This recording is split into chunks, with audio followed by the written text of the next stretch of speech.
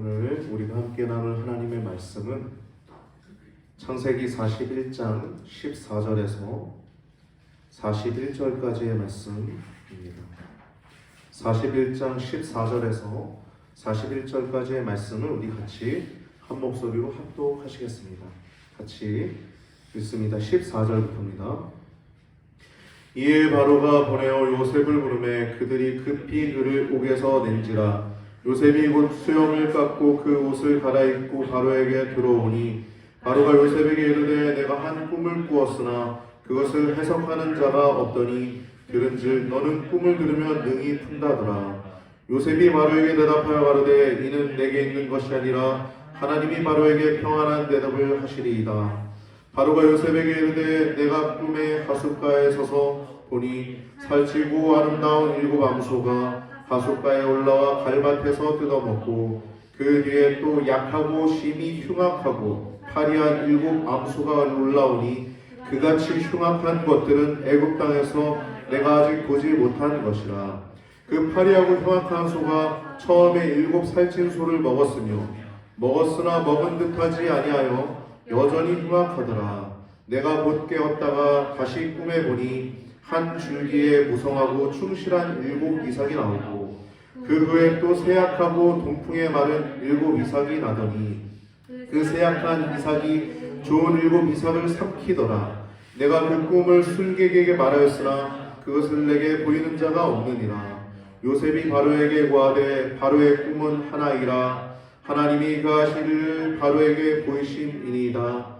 7 좋은 암소는 7 배요 7 좋은 이삭도 7 배니 그 꿈은 하나이다. 그 후에 올라온 파리하고 흉악한 7 소는 7년 이후 동풍에 말라 속이 빈 7 이삭도 7해 흉년이니 내가 바로에게 구하기를 하나님이 하실 일을 바로에게 보이신다 하니 이것이라. 온 애굽 땅에 7해 큰 풍년이 있겠고 후에 7해 흉년이 들므로 애굽 땅에 있던 풍년을 다 잊어버리게 되고 이 땅이 기근으로 멸망되리니 후에 그 흉년이 너무 심함으로 이전 풍년을 이 땅에서 기억하지 못하게 되리이다. 바로께서 꿈을 2번 겹쳐 꾸신 것은 하나님이 이 일을 정하셨음이라. 속히 행하시리니 이제 바로께서는 명철하고 지혜 있는 사람을 택하여 애굽 땅을 치리하게 하시고 바로께서는 또 이같이 행하사 국중에 여러 관리를 두어 그 7해 풍년에 애굽 땅의 5분의 1을 거두되 그 관리로 장차올 풍년의 모든 곡물을 거두고 그 곡물을 바로의 손에 돌려 양식을 위하여 각 성에 적치하게 하소서. 이와 같이 그 곡물을 이 땅에 저장하여 애굽 땅에 임할 7해 흉년을 예비하시면 땅이 흉년을 인하여 멸망치 아니하니이다. 바로와 그 모든 신하가 이 일을 좋게 여긴지라. 바로가 그 신하들에게 이르되 이와 같이 하나님의 신이 감동한 사람을 우리가 어찌 얻을 수 있으리요 하고 요셉에게 이르되 하나님이 이 모든 것을 내게 보이셨으니 너와 같이 명철하고 지혜 있는 자가 없도다. 너는 내 집을 치리하라. 내 백성이 다 내 명을 복종하리니 나는 너보다 높음이 보좌뿐이니라. 바로가 또 요셉에게 이르되 내가 너로 온 애굽 온 땅을 총리하게 하노라 하고. 아멘. 오늘 본문을 통해서 우리가 함께 나눌 말씀의 제목은 여호와의 구속사, 하나님의 구속사, 애굽 총리가 되는 꿈의 사람 요셉이라는 제목을 가지고 말씀을 할 때 여러분 큰 은혜의 시간이 되시기 바랍니다. 할렐루야. 여러분 우리나라가 굉장히 큰 발전을 하고 또 엄청난 발전을 통해서 큰 부를 이뤘죠. 오늘 본문에 나와 있는 이 요셉도 엄청나게 하루 아침에 반전, 그것도 극한 반전이죠. 옆에 있는 친구 좀 깨워요. 누가 저런 거니? 잠 못 잤구나. 오늘 좀 깨자.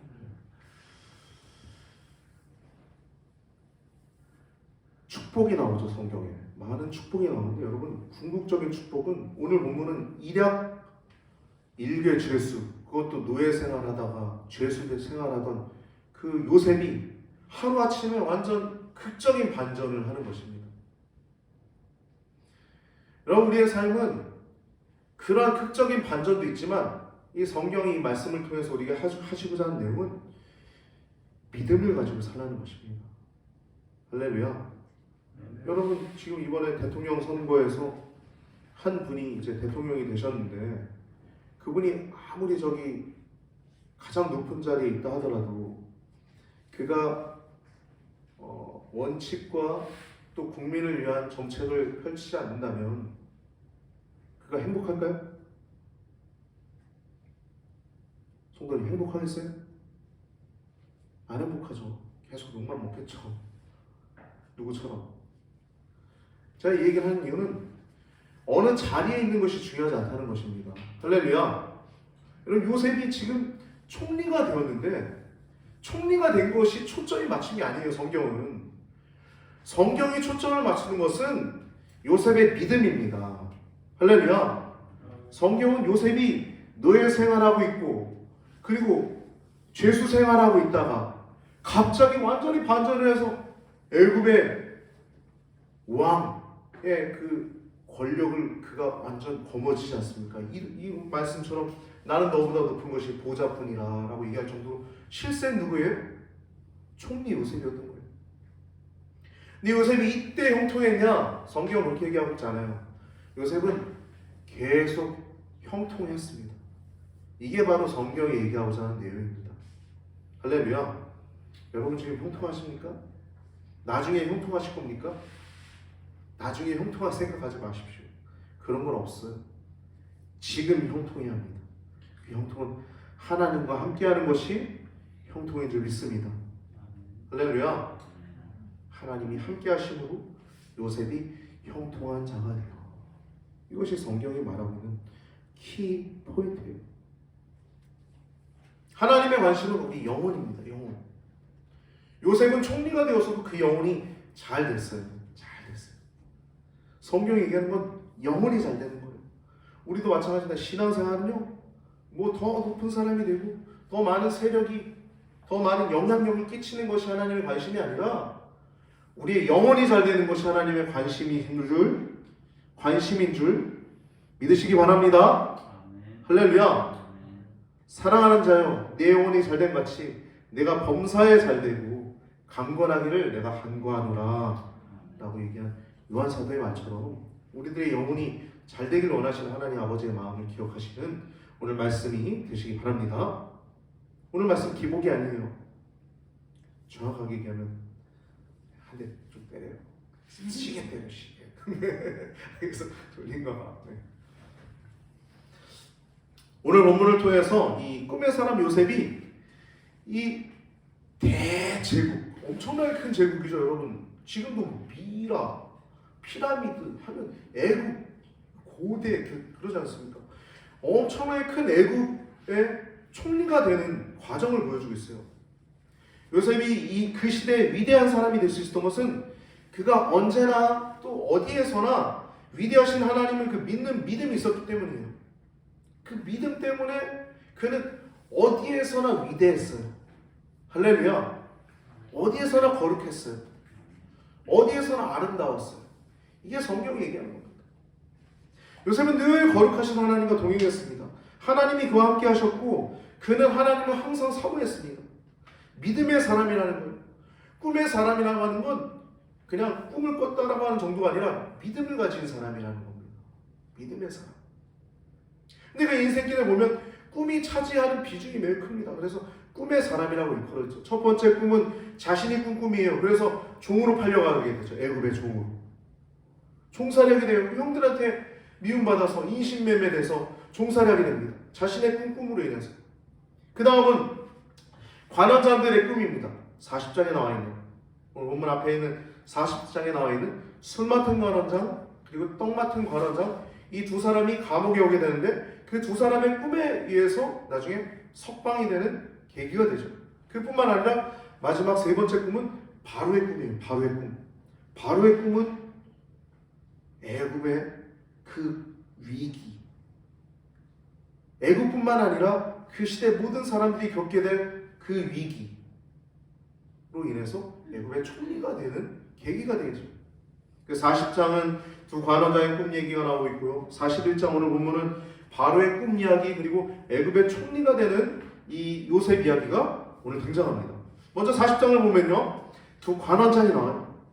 이 관원장은요. 굉장히 높은 지위에 있는 거예요. 여러분 음식은요. 생명과 직결되어 있죠. 떡 맡은 관원장, 또 술 맡은 관원장. 이 먹는 것은요. 생명과 직결되어 있는 것인데 이 관원장들입니다. 이 사람들이 큰 권세를 갖고 있었어요. 많은 사람들, 떡을 관장하는 많은 사람들을 관장하는 관원장이에요.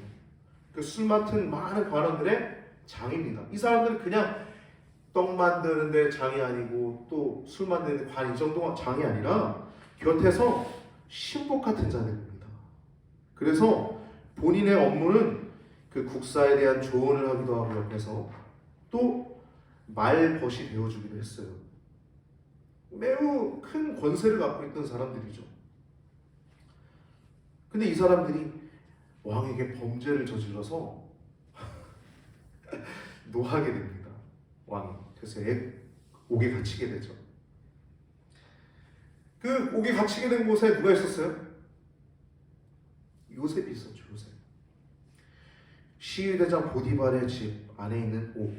여기가 요셉이 있던 곳이에요. 하나님의 오묘한 섭리를 볼 수 있죠.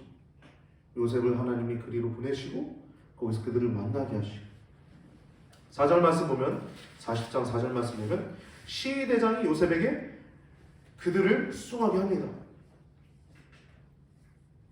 시위대장 보디발은 요셉의 성실함을 익히 잘 알고 있었던 사람이죠.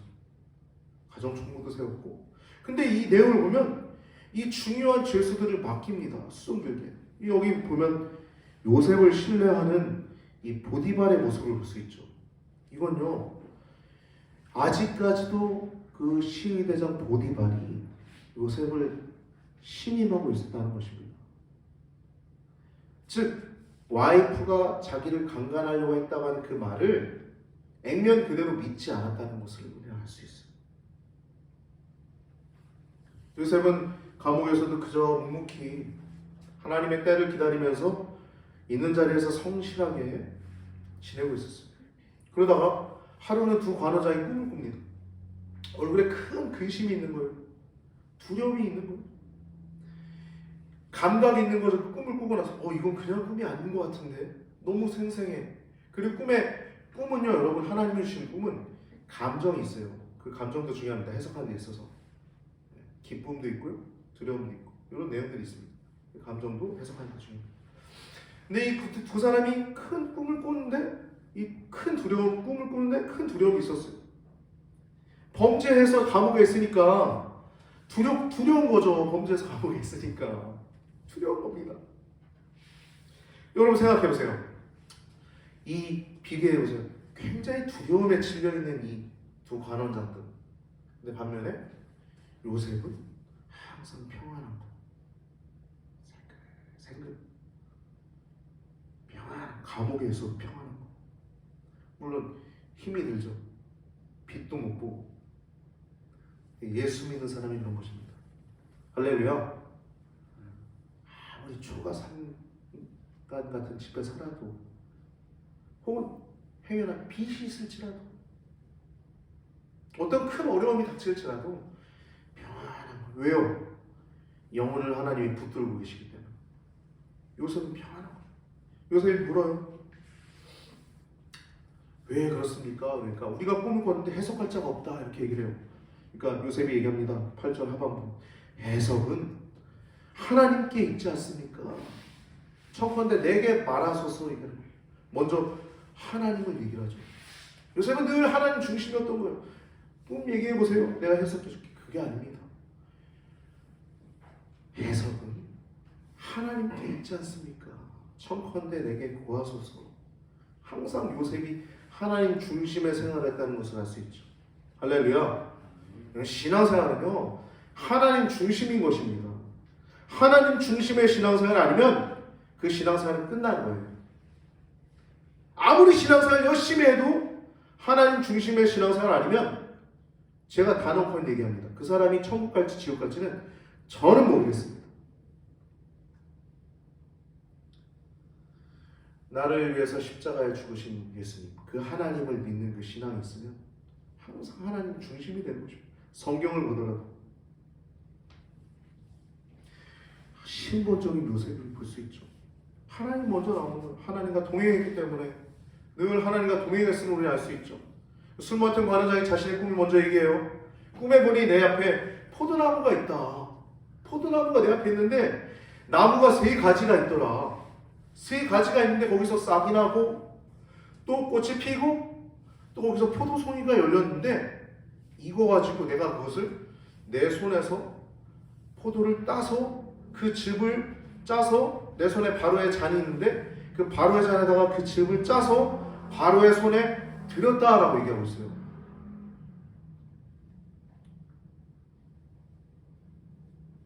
내 손에 바로의 잔이 있기로 내가 포도를 따서 그 즙을 바로의 잔에 짜서 그 잔을 바로의 손에 들여놓으라. 이렇게 얘기를 합니다. 그리고 13절 말씀 보면 이것을 해석하죠. 요셉이 3가지는 사흘이다. 지금부터 사흘 안에 당신이 머리를 들고 복직할 거다. 전직을 회복하리니 당신이 이전에 술 맡은 자로 되었을 때와 똑같이 바로의 잔을 그 손에 받들게 될 것이다. 복직하게 될 거라는 거죠. 3번 반복하고 있어요. 머리를 들 것이다. 전직을 회복할 것이다. 바로의 잔을 받들게 될 것이다. 술 맡은 관원장이 복직을 얘기하고 있는 겁니다. 복직. 14절 말씀 같이 가볼까요? 당신이 득이하거든. 이 득이한다는 말은 잘 되어갈 때, 당신이 그렇게 잘 되어갈 때 나를 생각해달라. 지금 요셉은 확실하게 얘기하고 있는 게 뭐냐면 당신 복직될 거야. 근데 나 꼭 좀 생각해줘. 불확실한 건 뭐예요? 이 사람이 생각할지 안 할지 이게 불확실한 겁니다. 복직은 확실한데 이 사람이 기억을 하고 있을지, 그래서 나의 이렇게 해석해 준 것에 대해서 고마워할지, 그래서 그 얘기를 할지 안 할지가 불확실한 겁니다. 그래서 바로에게 구해서 이 집에서 나를 건지소서 요청을 하는 것입니다. 나가고 싶은 강렬한 욕망이 있는 거죠. 근데 어떻게 됩니까? 잊어버리죠. 만약 바로에게 말했다면 요셉은 바로 자유인이 될 수 있었을 것이에요. 근데 여러분, 세상에 우연은 하나도 없어요. 여러분, 길이 막혀 있을 때 있지 않습니까? 가다가 왜 길이 이렇게 막혀? 계속 기도하고 열심히 노력하는데 막혀. 그때 하나님의 뜻이 있는 거예요. 여러분, 하나님께서 이끄실지 알 때는 그 이유가 있는 것입니다. 평안하십시오 그럴 때도 할렐루야. 요셉이 2년원의 세월을 허송 세월한 게 아닙니다. 그 안에서 왕의 죄수들을 가둘 때 그 고위 관료들과 만나서 애굽의 정치, 경제, 행정 이런 것들에 대해서 많은 것들을 배울 수 있었던 것입니다. 그리고 그때 자유인이 되었어 봐요. 그냥 자유인이 됐던 것 뿐이에요. 정확한 타이밍이 있는 겁니다. 정확한 타이밍. 그 다음 떡 맡은 관원장의 꿈을 이제 얘기하는데, 이 술 맡은 관원장의 꿈과 떡 맡은 관원장의 꿈은 차이가 있어요. 술 맡은 관원장은 그것을 바로에게 드리죠. 근데 떡 맡은 관원장은 그 드려야 할 떡을 새가 먹죠. 새가. 바로가 못 먹고 새가 먹어요. 그것을 해석합니다. 18절 말씀 보면 요셉이 사흘 안에 당신의 머리를 끊고 참수형이에요. 여러분, 머리를 자른다는 게 얼마나 무서운 겁니까? 참수형. 머리를 싹둑 자르고. 그뿐만이 아니라 그 시체를 나무에 단대는 거예요. 잘린 목이 잘린 몸을 나무에 달고 그 수치스러운 형벌뿐만 아니라 그 남은 고기를 새들이 와서 먹는다 라고 얘기를 하죠. 시체까지 훼손한다. 여러분, 이것이 굉장히 비참한 내용이죠. 무서운 내용인데도 불구하고 요셉은 거침이 없죠. 거침이 없어요. 그리고 20절부터 22절까지 보면 꿈이 그대로 성취가 됩니다. 23절에 보면 술 맡은 관원장이 요셉을 기억지 않고 잊었더라라고 얘기해요. 잊었다. 완전 잊어버린 거예요. 술 맡은 관원장. 자기 복직돼가지고 술 맡은 관원장으로서 역할을 잘 감당하고 있는데 잊어버린 거예요. 근데 여러분, 술 맡은 관원장은 잊어버렸지만 누구는 안 잊고 있어요? 요셉의 처지를? 하나님. 할렐루야. 우리 인생은요, 하나님께 달려있음을 기억해야 합니다. 할렐루야. 여러분, 사람 의지하지 마세요. 세상 살면서 사람 의지하지 마십시오. 그 코에 호흡이 달려있는데 뭐 사람을 의지합니까? 그냥 성실히 여러분 자리에서 성실히 하나님 앞에 살아가십시오. 하나님이 여러분들의 길을 가장 아름다운 길로 인도하실 줄 믿습니다. 할렐루야. 하나님은 요셉을 결국 잊지 않았어요. 41장 보면 아니나 다를까 만 2년 후에 정확하게 하나님의 카이로스가 온 거예요. 하나님의 때가 온 겁니다. 만 2년 후에 술 맡은 관원은 잊어버렸지만 이제 41장 8절 말씀 보면 아침에 마음이 번민하여 보내어 애굽의 술객과 박사를 모두 불러 그들에게 그 꿈을 고하였으나 그것을 바로에게 해석하는 자가 없었더라. 바로가 꿈을 꾼 거예요. 만 2년 후에 정확하게 17세에 팔려와서 10년 동안 노예 생활하다가 그래서 27세까지 그리고 30세까지 이제 감옥 생활하다가 17세, 27세, 30세까지 감옥 생활하다가 하루아침에 바로의 꿈을 통해서 이제 총리가 되는 과정을 지금 얘기하는 겁니다. 8절 말씀 보면 꿈을 꾸고 번민합니다. 꿈은 예사롭지 않은 꿈이었죠.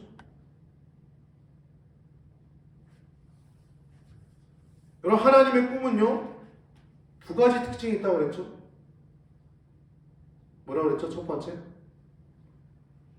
생생하다, 선명하다는 거예요. 개꿈도 있어요.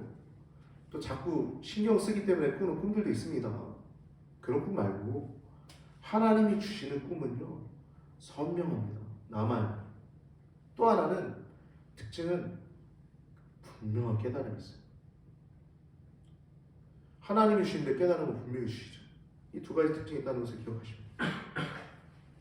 얼굴에 근심빛이 있었던 두 관원장들처럼 이 지금 마음이 번민하는 거예요. 지금 바로 왕이.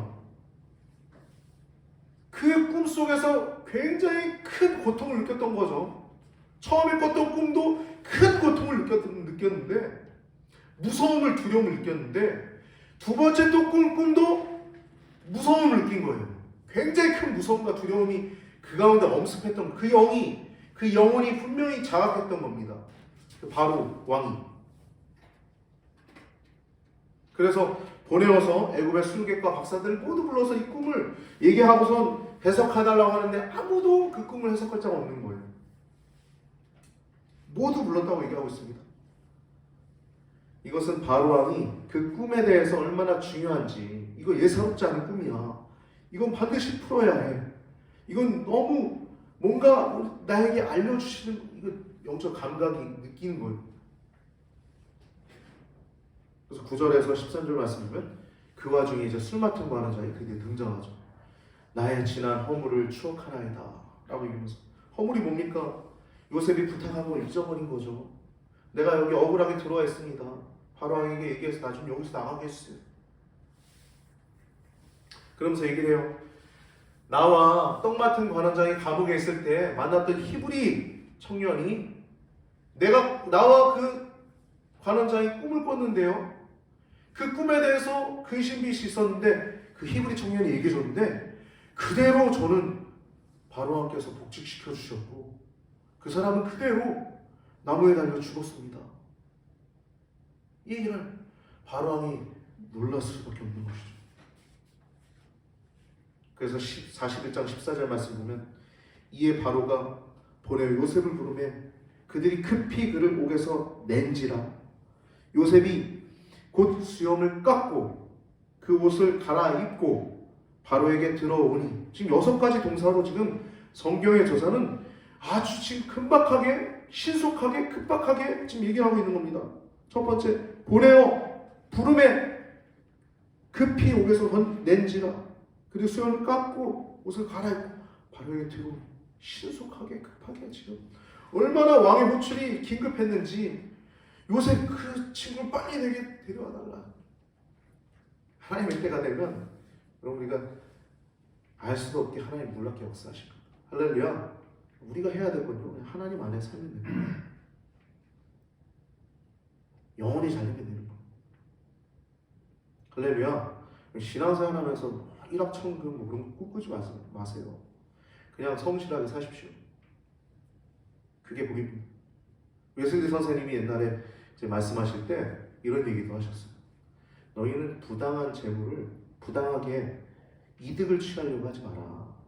장사할 때 어려운 사람이 이것을 꼭 필요로 하는데 그걸 너가 더 많은 돈을 챙기기 위해서 더 많은 가격을 책정해서 하지 마라. 그렇게까지 얘기했어요. 그럼 이거는 자본주의 체제에서 당연한 거 아닙니까? 네? 수요자가 더 많이 찾으면 물가가 올라가는 거 당연한 거 아니에요? 네? 근데 부당한 이득을 취하지 말라는 거예요. 여러분, 이 신앙생활은요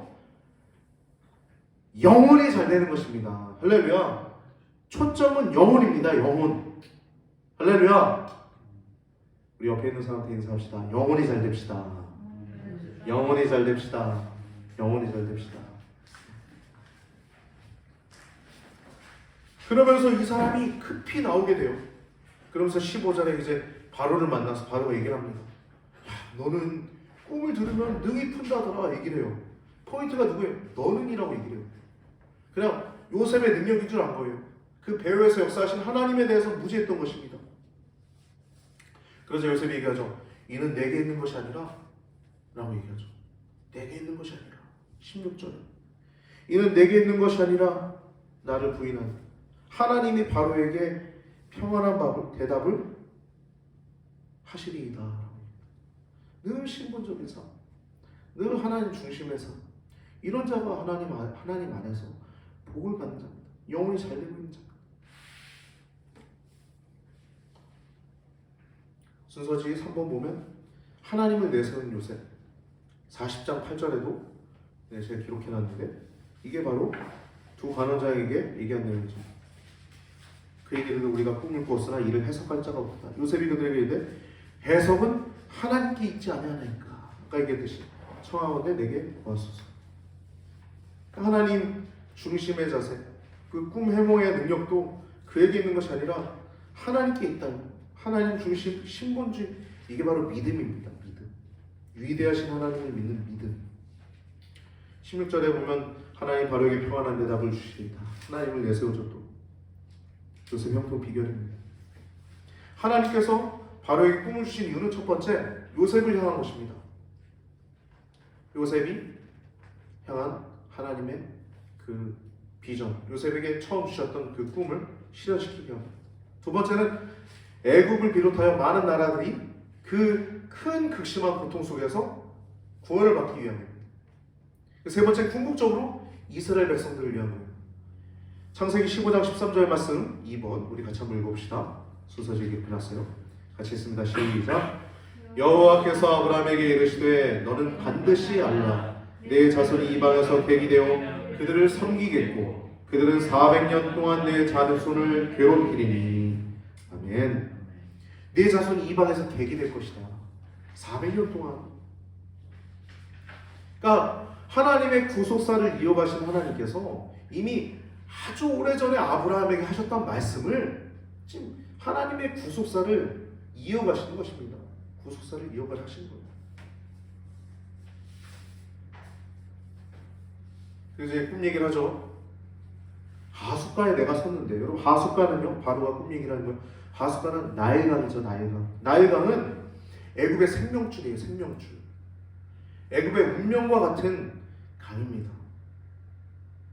농업사회였죠. 애굽은 농업. 그럼 농업사회에서 가장 중요한 게 뭐예요? 물이죠. 물. 그러니까 나일강은 생명줄과 같은 거예요. 하숫가에 섰는데 두 개의 꿈을 꿨다라고 얘기를 하는데 지금 여기 보면 17절에 내가 꿈에 여기서 꿈이라고 하는 단어가 단수형으로 기록되어 있어요. 즉 이 애굽의 왕 바로도 이 꿈이 두 가지 꿈을 꿨지만 하나의 꿈이면 정도는 알고 있는 거예요. 한 가지 정도는 단수로 기록되어 있습니다. 하나의 경고, 하나의 메시지라는 사실은 감각적으로 알고 있었습니다. 꿈의 내용을 보면 두 가지 종류가 나오죠. 하나는 암소들, 또 하나는 이삭이 나오죠. 암소는 뭡니까? 농업과 관련된 소재예요. 농업과 관련된 소재. 이삭은 곡식과 관련된 소재죠. 이것도 농업 자체죠, 이건. 이삭은. 그리고 이것이 내용을 보면 경제적인 어떤 재앙, 그리고 정치적인 어떤 혼란을 예고하고 있는 것입니다. 그러면서 19절 말씀 보면 악하고 심히 흉악했다. 그러면서 이 단어를 이어서 19절 하반부를 보면 그같이 흉악한 것들은 애굽 땅에서 내가 아직 보지 못한 것이라. 그러니까 처음에는 살찌고 아름다운 소가 나오는데요. 그 다음에 나오는 건 흉악하고 파리한 일곱수가 나오는데 그 흉악한 것을 어떻게 표현하면 애굽 땅에서 아직 보지 못했다라고 얘기를 합니다.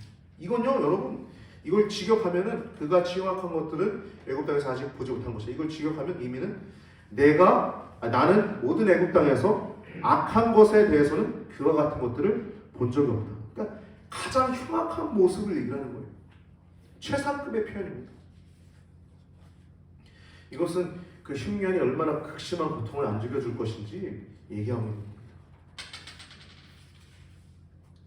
지금 이 바로는 일개 왕이, 그것도 노예도 아니고 죄수로 있는 한 히브리 소년에게 지금 구하고 있는 거예요. 이 위대함은 어디서 온 걸까요? 다 하나님에게서 온 것이죠.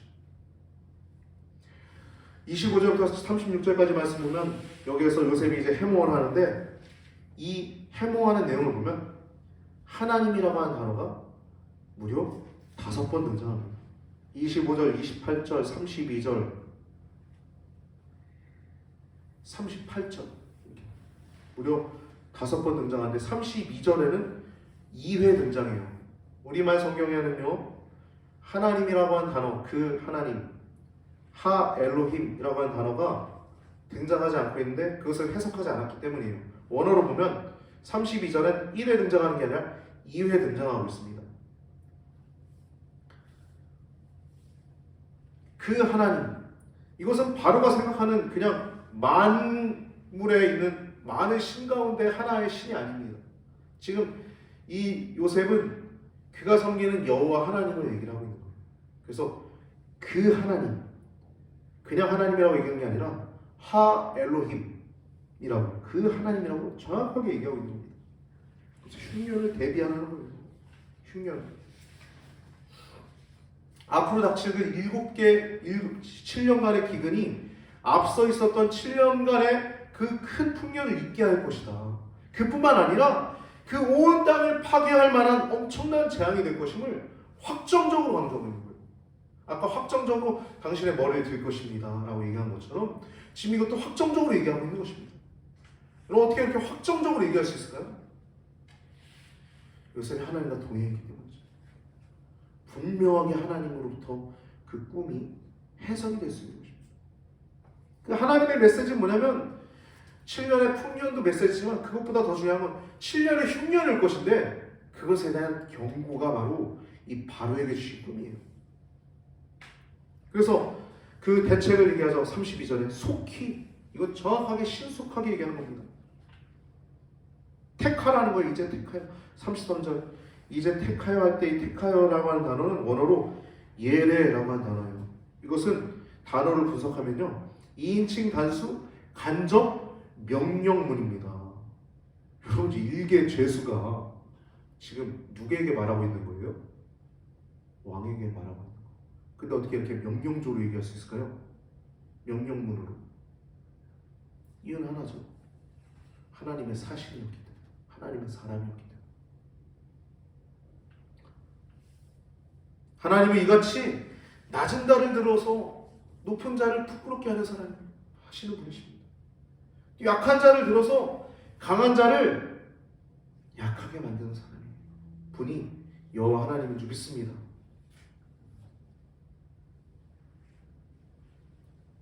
바로에게 요셉은 그런 사람이었어요. 하나님의 훈련을 통해서 준비된 사람이었어요. 위기대처 능력이 있었고 정확한 지식과 예리한 통찰력을 가지고 모든 것들을 대비할 수 있는 사람이었죠.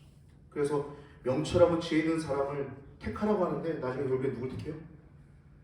요셉을 택하게 되죠.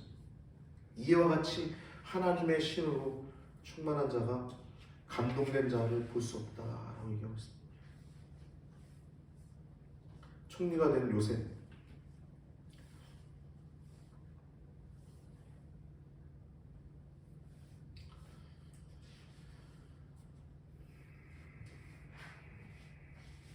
오늘 본문을 보면 마지막 40절 보면 이제 그 순서를 이 내각을 통치할 수 있게끔 너는 내 집을 치리하라 내 백성이 다 내 명을 복종할 것이다. 그러니까 지금으로 말하면 뭐 청와대라고 할 수 있겠죠. 바로의 집에 집을 치리하라는 거예요. 지금 내각을 총괄하도록 얘기하고 있고 41절은 애굽 전역의 토지에 대한 관리를 위한 입법과 권한을 지금 다 주고 있는 것입니다. 그러면서 인장반지를 빼주고, 이 인장반지는 행사 권한권이죠. 반지. 그리고 세마포 옷은 신분의 변화를 뜻하고 있고요. 또 금목걸이는 존귀한 명예와 권세를 이루고, 그리고 그 버금술에 태워서 가는데 43절 말씀도 엎드리라. 전 애굽 사람들이 엎드리죠. 그럼 이건요, 가족들과 부모들 그리고 형제들이 그에게 절하기 전에 먼저 모든 사람들이 절하는 것을 요셉이 보게 되는 것입니다. 그 꿈을 믿는 요셉에게 먼저 애굽의 모든 사람들이 절하게 만드시는 겁니다. 일개 죄수였던 요셉이 이제 바로가 내 허락 없이는 수족을 놀릴 자가 없다. 그러니까 요셉의 허락 없이는 손과 발을 움직이게 할 수 없다라고 까딱할 수 없었다. 이건 뭐냐면 절대 권력자 요셉이죠.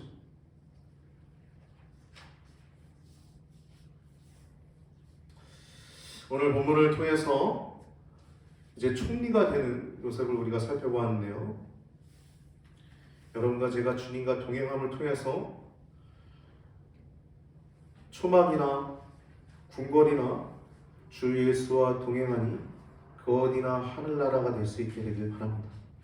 요셉은요, 감옥에 있을 때도 형통했고 노예로 있을 때도 형통했고 또 심지어 왕은 아니지만 왕 같은 총리로 있을 때도 그는 마음이 해이해져서 정신이 어리석게 어느 정도 빠져 있어가지고 얼빠졌다고 하죠.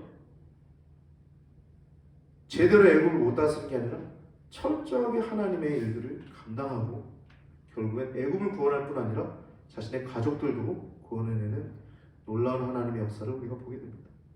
여러분과 제가 하나님과 동행하다가 요셉이 그 애굽의 그 궁궐이 자기의 영원한 처소가 아니라 저기 하나님 아버지 계신 그것이 자신의 영원한 처소임을 기억했다는 것을 여러분도 기억하시고, 여러분과 저도 이 땅에 살면서 주님과 동행하다가 꿈꾸고 있는 그 하나님의 나라를 들어갈 수 있는 여러분과 제가 되길 바랍니다. 하나님의 나라는 이 땅에서 인위적으로 세우는 유토피아적인 그 인본주의자, 성경을 제 멋대로 해석하는 폐악한 자들이 얘기하는 하나님의 나라는 절대 아닙니다. 하나님의 나라는 여러분과 저의 심령 가운데 세워지고 또 우리가 꿈꾸는 요한계시록 21장에 나와 있는 거룩한 하나님의 나라임을 기억하셔서 그 하나님의 나라를 꿈꾸고 또 이 땅에서 하나님의 나라를 누리고 주님과 동행하다가 영원히 살되다가 주님께로 가는 요셉같이 형통한 여러분과 저의 삶이 되길 예수님의 이름으로 축복하며 축원을 드립니다. 기도드리시겠습니다. 할렐루야. 존귀하신 아버지 하나님, 하나님의 사람이었던 요셉, 그 믿음을 가지고 어디에 있든지 하나님의 나라를 누렸던 그 요셉처럼 저희들도 영원히 잘됨같이 범사가 잘 되고 늘 강건하기도 원하는 귀한 성도님들의 심령 되게 하셔서 늘 영원히 잘 되게 하여 주시옵소서. 요셉의 자리, 지위를 우리가 소망하고 사모하는 것을 넘어서서 신앙의 참된 표대를 우리가 바로 알아 있는 자리에서 지금 형통한 우리 귀한 성도님들 되도록 축복하여 주시옵소서. 드려진 예물을 얘기합니다. 하나하나 이름대로 잘 쓰여지게 하시고 주님의 영광이 온전히 나타나게 풍성하게 부어 주시옵소서. 심히 부족하고 고갈됐지만 주님 충만하게 부어 주시옵소서.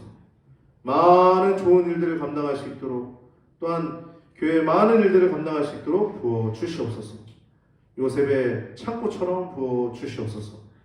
귀한 성도님들의 삶을 축복하고 함께 하시리사오며 우리 원하신 예수님의 이름으로 간절히 기도드리옵나이다. 아멘.